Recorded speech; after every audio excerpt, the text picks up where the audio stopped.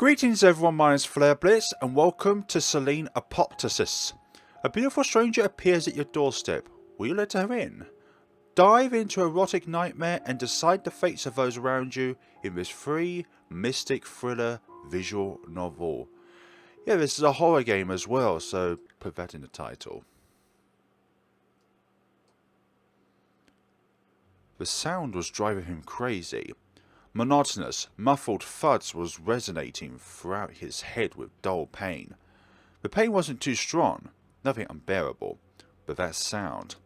More than anything, he wanted this sound to just stop. Thud. Nevertheless, the knocking sounds didn't end. He knew it well enough, because he himself was their origin. Thud, thud, thud. The noise of his soft home moss can? I've not seen that word before in my entire life. Was hitting the rear of his desk over and over again, like a huge fluffy moth frantically ramming against the window glass. Actually, he wanted plenty of things. He wanted to pay the rent in time this month, not to displease his landlady again. He wanted to finish the script, at least in draft, because the draft is at least something one can work with. And he wanted to sleep. No, not like that. The problem, a serious one, was that he didn't really want to sleep. He leaned back in his chair and rubbed his shut eyes, pressing his eyeballs until dancing pale lights appeared. Of course, he took the sleeping pills. Where a healthy 8 hours sleep gives way to a not so healthy 5 hours sleep, then 3 hour one, and then goes away entirely, you stop thinking how this will impact your liver. Yikes, you just want to sleep. You need to sleep, especially if you have already taken an advance payment for the first part of the gig, and the goddamn text won't just write itself. Imagine how easy story writing would be if whatever you think of is just written on paper. However, if the text could in fact write itself somehow, he would probably lose his job. He didn't have any illusions in this regard. As soon as neural networks get smart enough, he and dozens of other ghostwriters will vanish into morning mist for a new era in literature. He didn't have much of a name or connections, only some skill and a knack to meet the deadlines for the most part. The client was content with this, and he was content with the pay, so everything went well until the pills started failing him. Blam. This time the tic got too strong. His foot jerked and hit the board with very notable pain. Seemed like he even heard his toes crack. Ouch. He muttered a short curse and rolled the chair away from the desk, although he knew, now that his attention was not trained at a blank text file, the tic should go away all by itself. We're hoping anyways. It's funny how the consciousness is detached from the body. He often thought about it, especially while having insomnia. It's like you're working as a team, but your partner starts pulling something. You seem to have common goals, but when all hell breaks loose, you are suddenly left alone with it, and your partner is more interested in watching the fire than fighting it. In the end, you have no idea what's on his mind. Well, at least there won't be any more knocking. Are you sure about that? Good. A small window at the far side of the room flashed white for a moment. A storm? Now that he thought about it, the day was hot. The viscous, stagnant air still filled the room. This and the barely audible squeak of an overheated network filter. He became sensitive to such things when he could not sleep for a long time. Made the entire room seem to vibrate a little, like a cocoon that's about to hatch. Actually, that sounds like a good line. This sounds like a good line, which is what I was meant to say.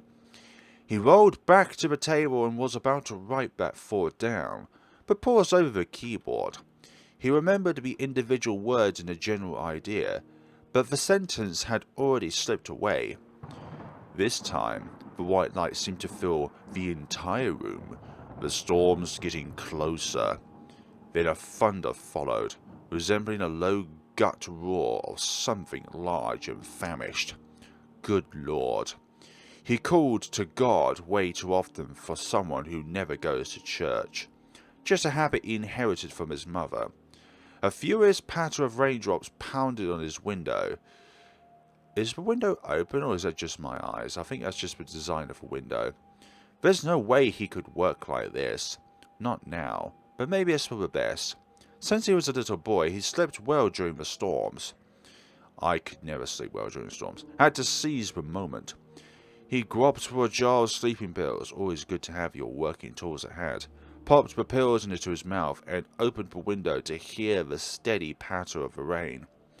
I'd rather call it a furious hailstorm. Then he went to the bed and collapsed on top of the bedsheets, his clothes still on. He could tell by the sound the water had flooded the windowsill and was trickling down to the floor. Then why would you open the window then? That just seems like a completely illogical thing to do. Just have the windows open if you know full well that the water will be coming in. He decided that was a small price to pay. He felt a pleasant chill of cloth beneath his cheek. The waving haze was gradually fading from the room. Yet the sleep did not come. He tried to take off his shoes, change position, take a pillow, cover himself, throw the pillow away to the other side of the room. Nothing happened.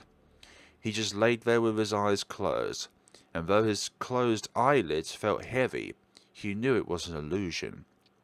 All in vain. He's not sleeping. He can't sleep. And everything around us becomes thuddy pixels. At first he thought he was imagining things. Thud, thud, thud. Sometimes a knocking paused, but it never stopped completely. The sound came from below, from the first floor.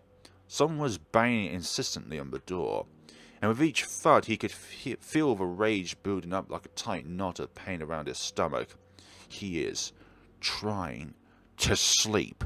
Who goes about our sleep? Who goes about disturbing our sleep? Is it really that hard to just leave a man alone?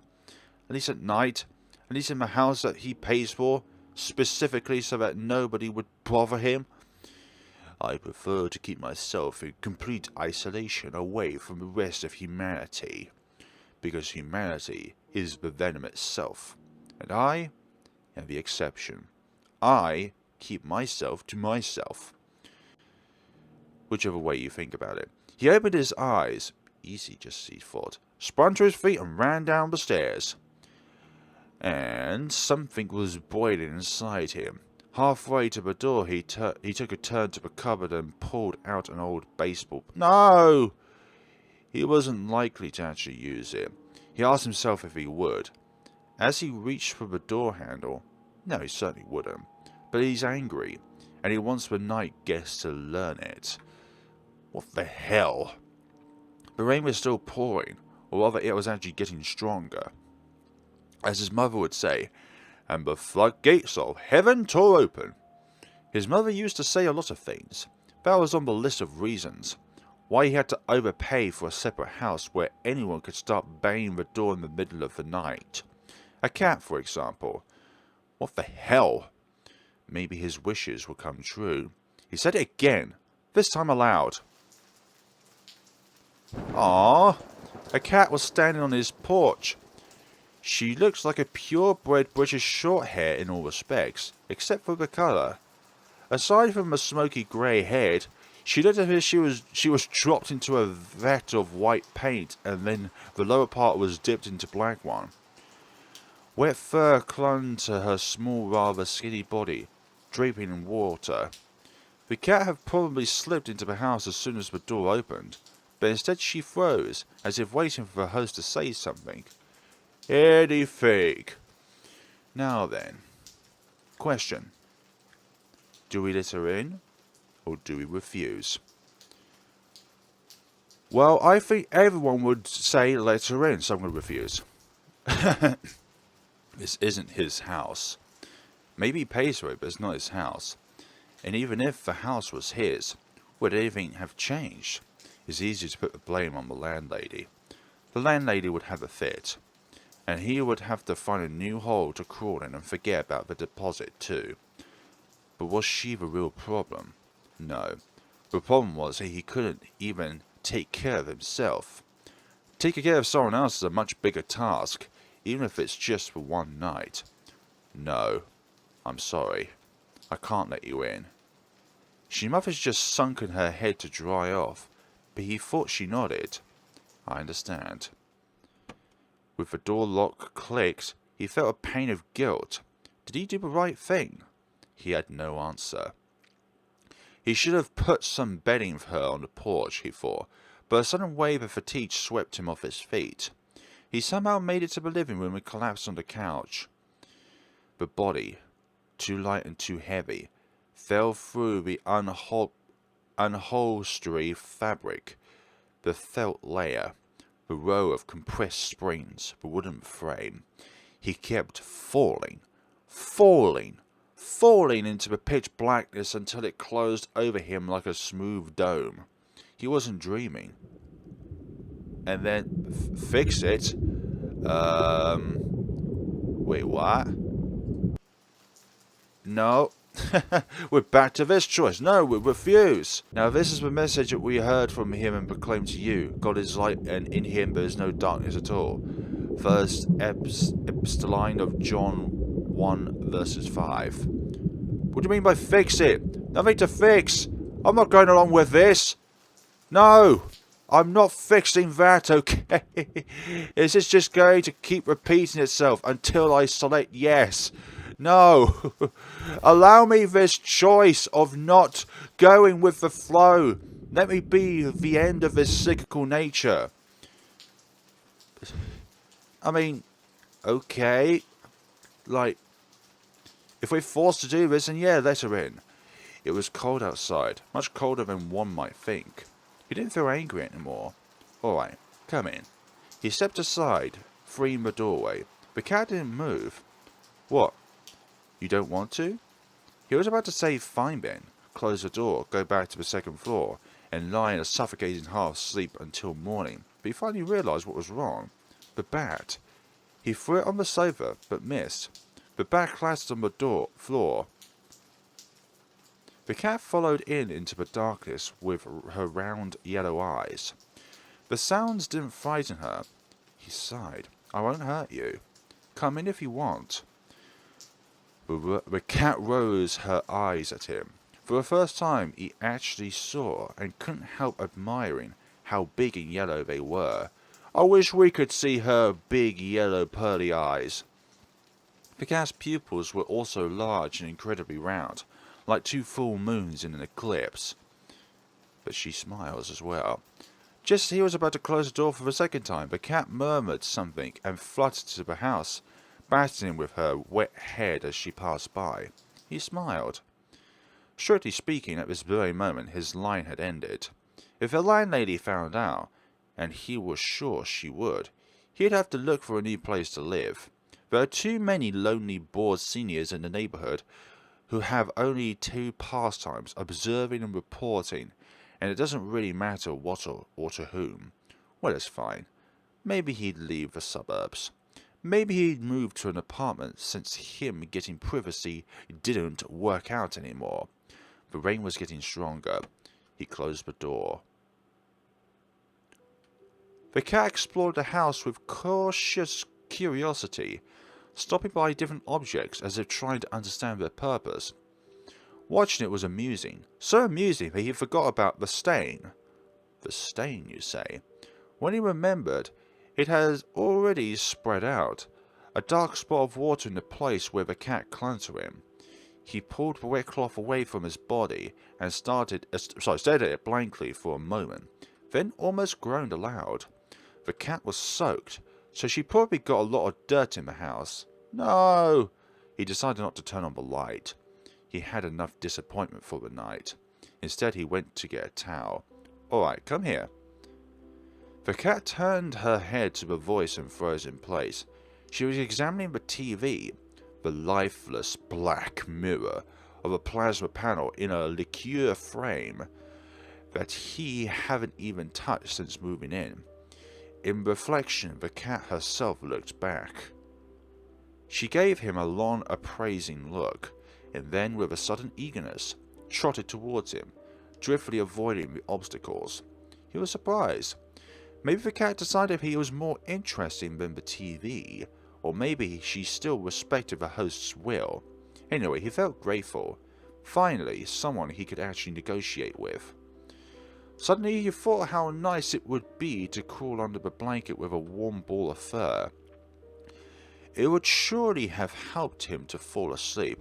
Now my question is, does everyone else see this as a normal cat, and he's the only one that sees the cat as a human being with cat ears and cat tail? Or is she just like this, period?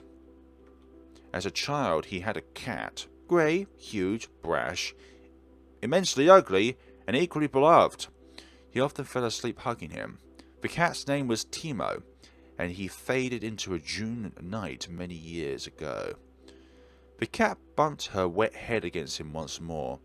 He thought the cat usually shake off the water themselves. Usually, but perhaps not always. Hey, easy there. You're all wet.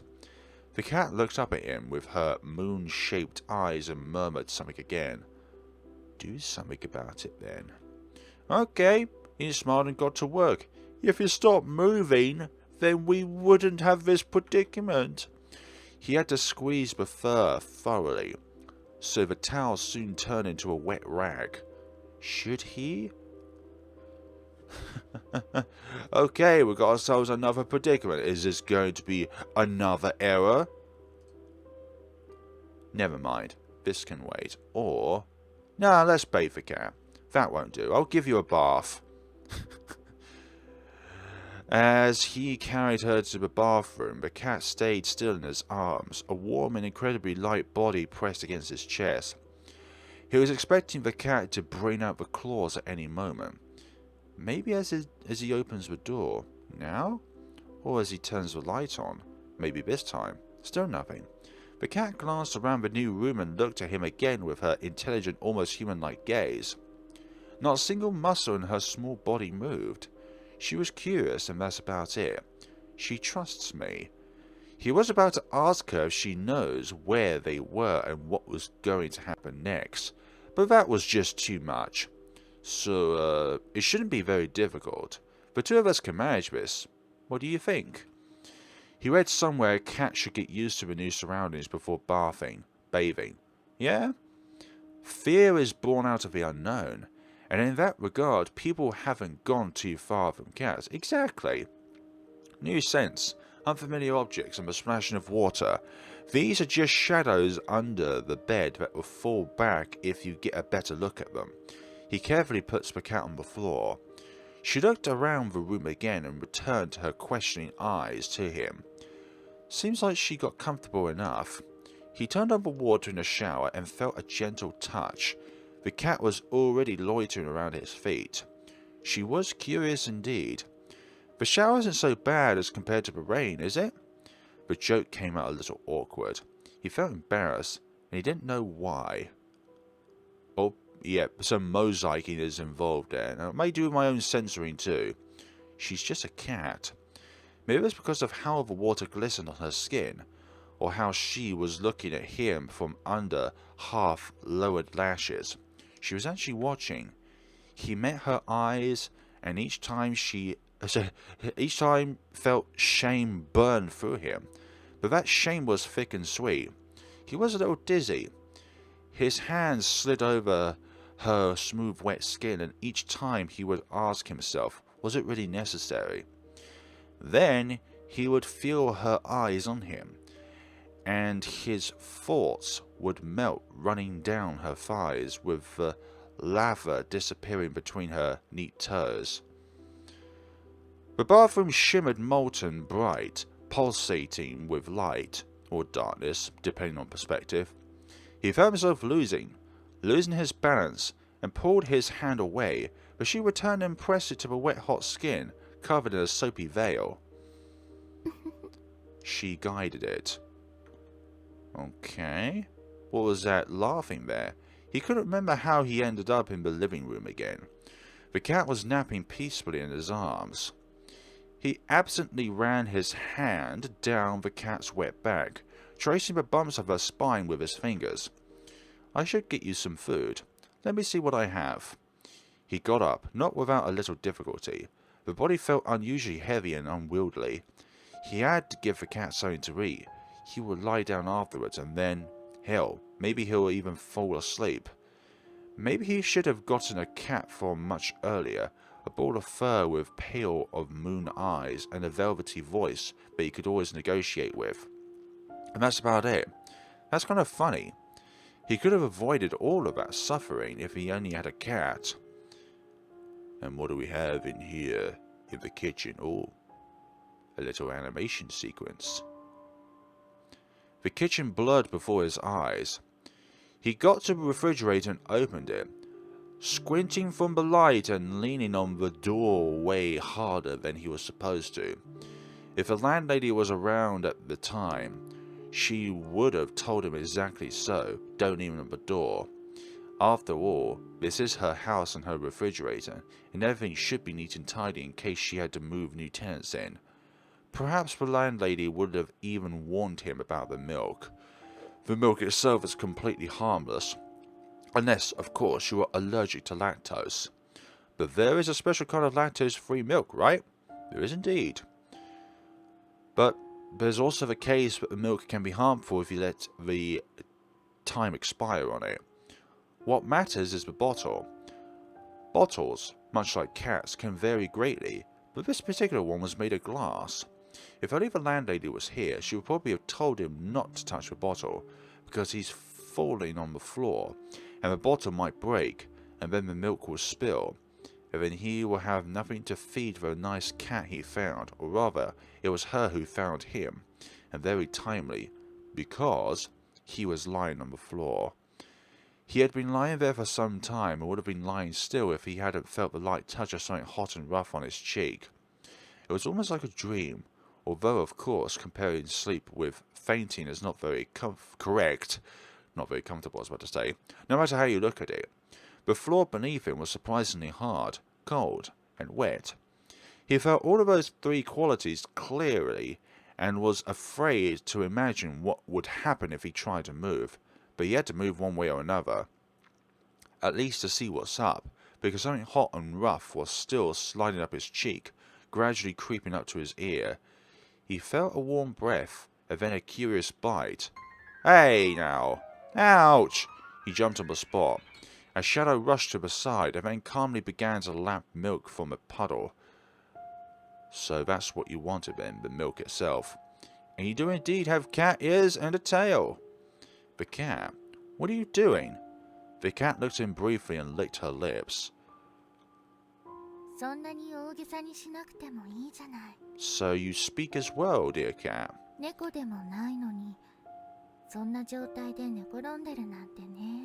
I may not be a cat, but I still have the capabilities of lying down. It's called a bed. How do we get soaked in milk anyways in the first place? Well, you're right. I let you down and had to get my punishment. I let myself down too. Good lord, now there's clean to do until the next advent, like his mother would have said. I'll go get a rag. Stay here and don't break down the rest of the kitchen while I'm gone. The cat watched him with skeptical look. Okay.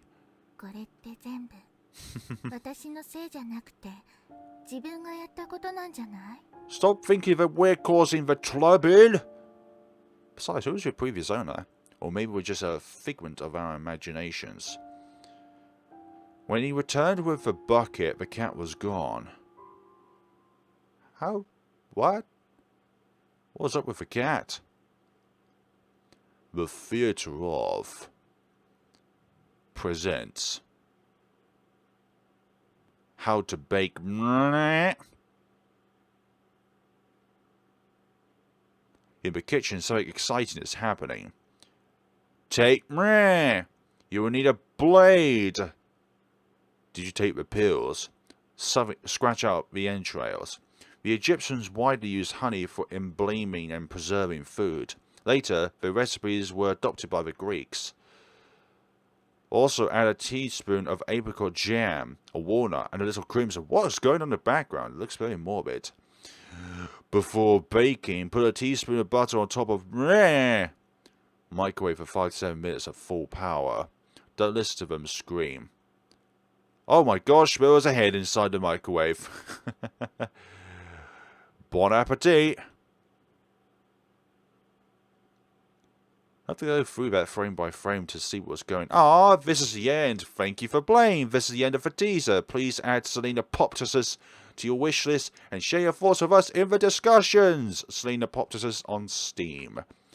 There'll be a link down in the description below where you can download the game for yourselves for free for the moment. Not sure if there's going to be a price tag on the full game. Pretty sure there's going to be that. But then again, it did say free mystic thriller visual novel. But I do wonder about all those grotesque images there. There's no load option as well, by the way, developers. Wonder what would happen if we just did not bathe her. The cat's fur wasn't very long, but it was fluffy enough to hide her sunken side. He was once again surprised at how skinny she was. He was even more surprised when he noticed a collar with a small locket. So you have a home? In that case, you also have some blanky owners, I must say. The cat curled up on a wet towel in his lap, slowly dozing off. He could feel that familiar lolling vibe emerging inside her. Suddenly he put the towel with the cat on it away. I should get you some food. Let me see what I have. So, the same dialogue minus the wetness earlier. Yep, nothing else to that. So folks, that is the demo to Selene Apoptosis for the moment. The only thing I could say is add a load option on the main menu so that people can go to load rather than start and then load if they want to go back to a scenario in which they've already gone through but want to choose a different option. Thank you so much for watching, guys, and we'll see each other in the full game when it releases. Have a lovely day and take care for yourselves.